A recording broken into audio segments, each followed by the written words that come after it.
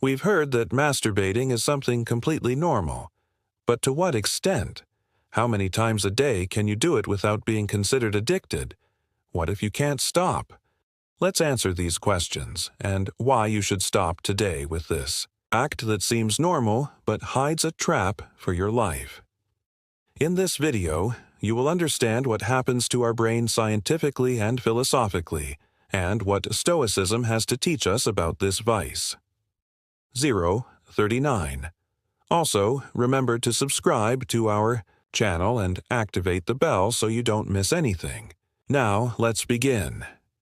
Current medicine is quite clear in stating that masturbation is completely normal, not only in humans but also evidenced in dogs and other mammals.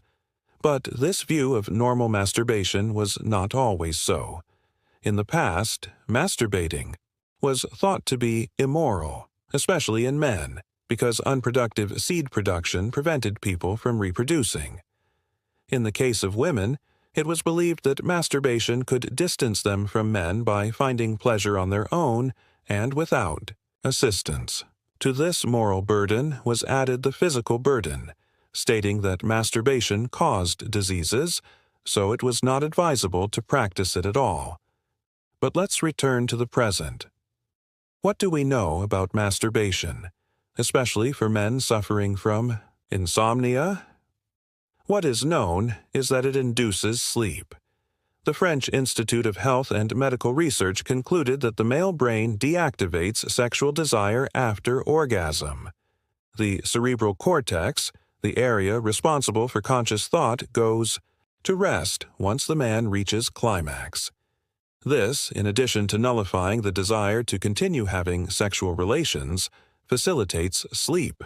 Therefore, many men fall asleep after sexual activity. But what is the problem? So, what is wrong? Well, hidden in one of its benefits is a trap. And if you frequent this channel, you will see what I am talking about. Masturbation releases dopamine in your brain. This hormone is responsible for making us feel better, providing calm, relief from stress reduction, and a sense of reward. This is caused by dopamine and is so pleasurable that some people become addicted. The Diagnostic and Statistical Manual of Mental Disorders incorporated hypersexuality disorder. This classifies excessive masturbation under the category of obsessive-compulsive disorder, another vice that leads to mental and also familial destruction. In many cases, you won't be able to control yourself and you become a slave to yourself, a victim of lack of control, thus seeking relationships with prostitutes, with multiple people, and as we saw in a previous video, excessive consumption of pornography. These are ways that a dopamine-saturated brain finds to obtain pleasure. Pay attention, addiction too. Masturbation comes from chemicals released in the brain, and as our brain adapts to the release of these, it feels the need to continually find the codes that generated the stimulation. Your brain will start asking for more and more dopamine to achieve the same pleasure it had the first time, making you always have to keep looking for how to masturbate again. This reaches an exaggerated point when your brain realizes that the release of dopamine is excessive and begins to block receptors in an attempt to stop you.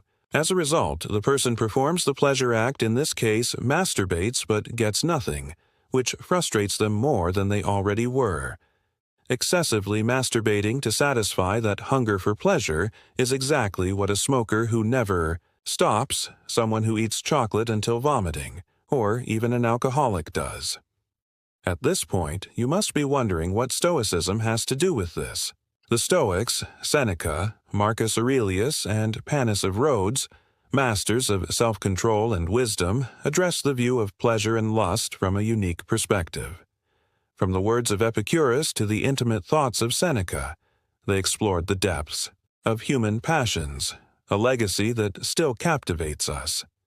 For the Stoics, masturbation was not just a quest for carnal satisfaction, but an opportunity to explore the limits of the body and mind. They saw it as an exercise in self-awareness and a path to true freedom. In their philosophy, mastery over worldly passions and pleasures was a conquest that elevated the human spirit. Epicurus asserted that it is not nights of pleasure, but self-control that distinguishes a good man.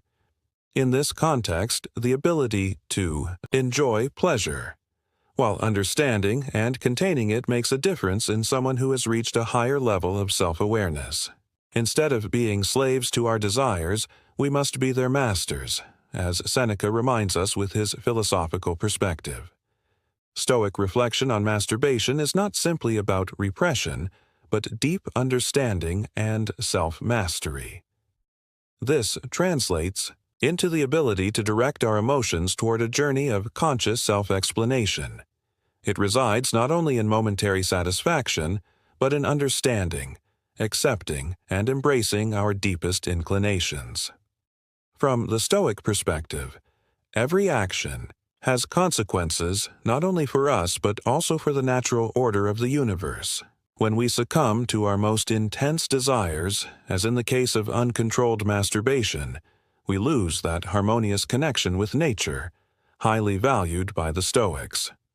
We become prisoners of our desires, drifting away from true inner serenity. Compulsive. Masturbation can trigger an emotional whirlwind within us, where guilt, shame, and dissatisfaction become constant companions. The Stoics teach us to control our intense emotions through introspection and self-regulation.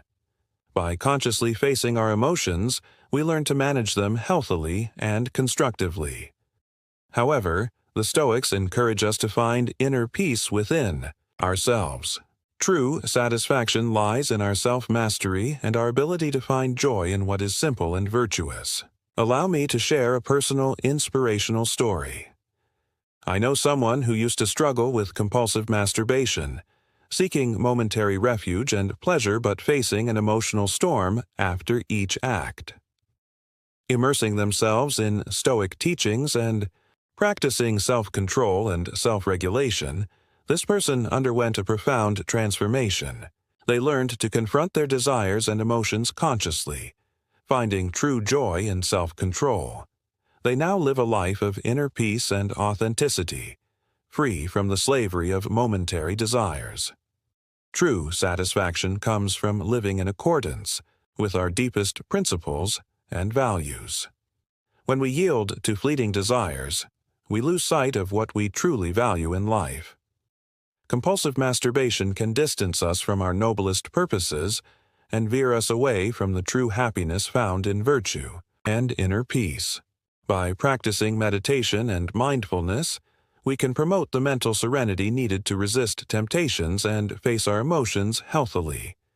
This compulsion becomes an obstacle to mental serenity, dragging us into regrets and steering us away from the peaceful peace found in self-control and moderation. My friend, what are you doing with your life? Do you think sitting at home and watching those videos and taking pleasure with your hands can make you confident, successful, and do you think after wasting your time and energy on those bullshits can attract women?